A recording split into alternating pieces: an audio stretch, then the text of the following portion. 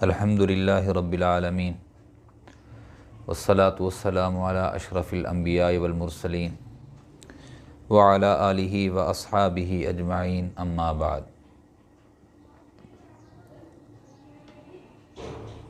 ہمارے اندر ایک اخلاقی بیماری ہے، وہ یہ ہے کہ ہم از خود نتیجہ اخذ کر لیتے ہیں۔ ایک بات ہے، اس بات کو لیا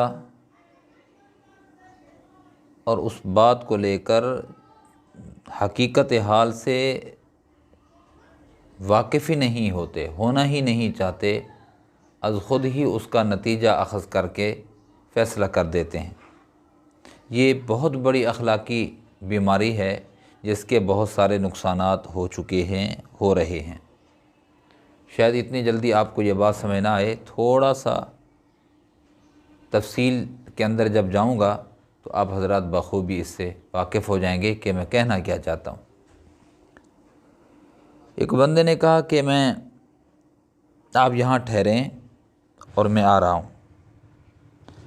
اب بندہ یہاں ٹھہرا رہا، اس نے 10 منٹ کا کہا تو 10 منٹ کے 20 منٹ ہو گئے۔ 20 منٹ کے بعد جب وہ بندہ آیا تو یہ جو انتظار میں ٹھہرا ہوا تھا، اس بندے نے اس کی سنی نہیں، اس سے پوچھا نہیں کہ بھائی آپ نے 10 منٹ کا کہا تھا، 10 سے اب 20 ہو چکے ہیں، اتنی تاخیر کی وجہ کیا ہے؟ اس سے پوچھا نہیں، اسے بولنے کا موقع نہیں دیا، بلکہ از خود ہی بول پڑے اور پھٹ پڑے۔ دوسرے کی مجبوری نہیں سمجھے، دوسرے کو کہنے کا موقع ہی نہیں دیا، خود بولی جا رہے ہیں۔ یعنی 10 منٹ کا جو کہا، 10 منٹ 11واں منٹ جو ہوا، ہم نے از خود سوچنا شروع کر دیا کہ ہمیں وہ اہمیت نہیں دے رہا، ویلیو نہیں دے رہا، ہماری تنگی کا اس کو احساس نہیں ہے۔ ایسی ویسی باتیں ہم اپنے دل کے اندر، اپنے دماغ کے اندر بٹھا لیتے ہیں، اور پھر جب موقع ملتا ہے بغیر سوچے سمجھے بول دیتے ہیں۔ یہ ایک مثال ہے۔ اس کے علاوہ اور بھی دسیوں مثالیں دی جا سکتی ہیں۔ اگر کسی نے کچھ کہا اور اس پہ وہ پورا اتر نہ سکا تو ہم بولنے لگ گئے۔ مثال کے طور پر سواری موٹر سائیکل ہے، کار ہے، گاڑی ہے، کسی سے کہا کہ آپ دیں، اس آدمی نے معذرت کی اور کہا کہ میں خود کام پہ جا رہا ہوں، سواری میں دینے کی فرصت نہیں ہے، مجھے گنجائش نہیں ہے میرے پاس۔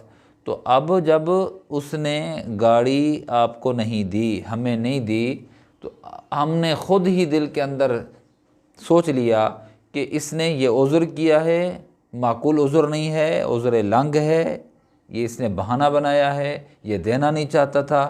اب ہم شروع ہو گئے اس کو، یا اس کے متعلق دل کے اندر، دماغ کے اندر شروع لگے رہے، خود متنفر ہوئے، دوسروں کو اس سے متنفر کیا۔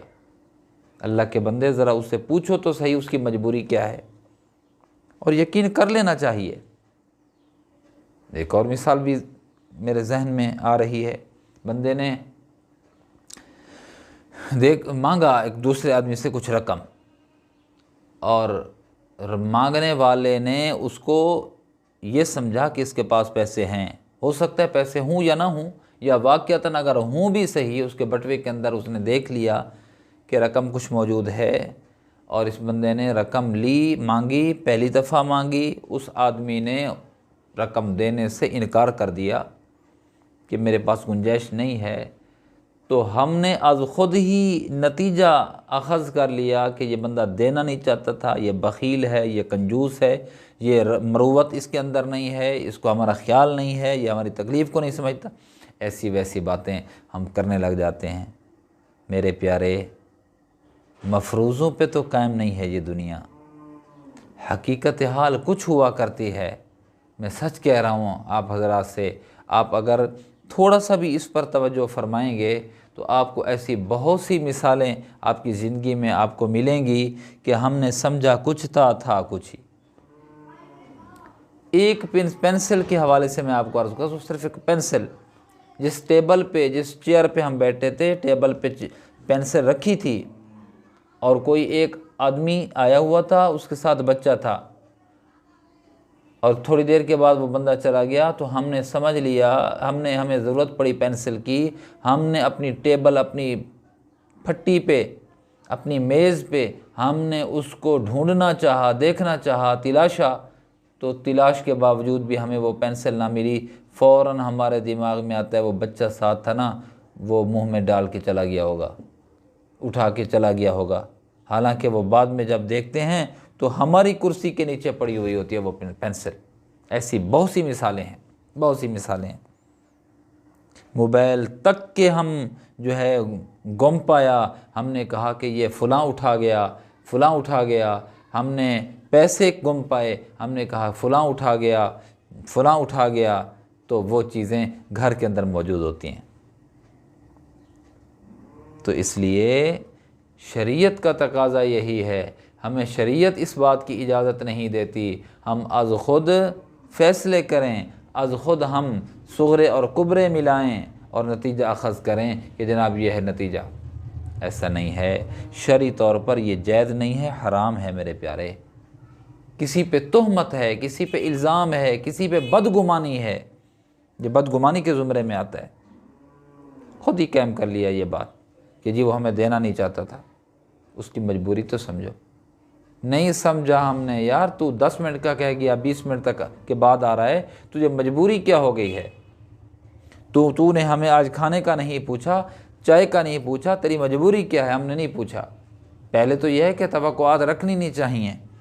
دوسری بات یہ ہے کہ اگر کوئی ایسی بات جو امید کے خلاف ہو جائے تو پھر اس کو لے کر، اس کو اٹھا کر، دل کے اندر ڈال کر یہ نفرتیں پنپتی نہ رہیں، بڑھتی نہ رہیں، نفرتیں جنم ہی نہ لیں کہ آج اس نے نہیں کھلائی ہمیں، ہو سکتا ہے اس کی جیب اجازت نہ دیتی ہو، گھر کے اندر موجود تھے، ہو سکتا ہے اس کے اہل خانہ موجود نہ ہو سکتا ہے آپ کو چائے کا تواضع نہیں کی ہے، کھانے کا نہیں پوچھا، ہو سکتا ہے کہ دودھ نہ ہو سکتا ہے حالات کسی کو کیا خبر۔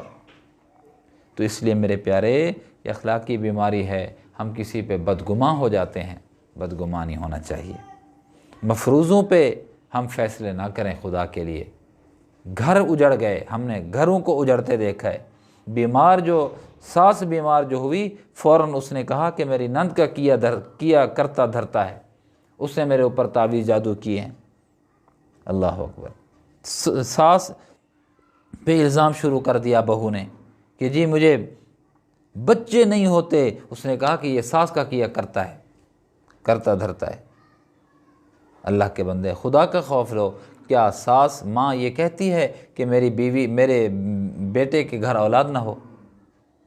تو گھروں کو اجڑتے ہوئے دیکھا ہے محض بدگمانی کی وجہ سے۔ تو آج کی گفتگو کا حاصل یہی ہے، یہ ایک اخلاقی ایک بیماری ہے، اور اسے انسان کو گریز کرنا چاہیے، بچنا چاہیے کہ کسی کی سنیں، اپنی بھی سنائیں، دوسروں کے بھی سنیں۔ تو جب دوسروں کی ہم سنیں گے انشاءاللہ ہمارے دل کے اندر نفرت جنم نہیں لے گی۔ اللہ مجھے آپ کو عمل کرنے کی توفیق نصیب فرمائے۔ وآخر دعوانا ان الحمد للہ رب العالمین۔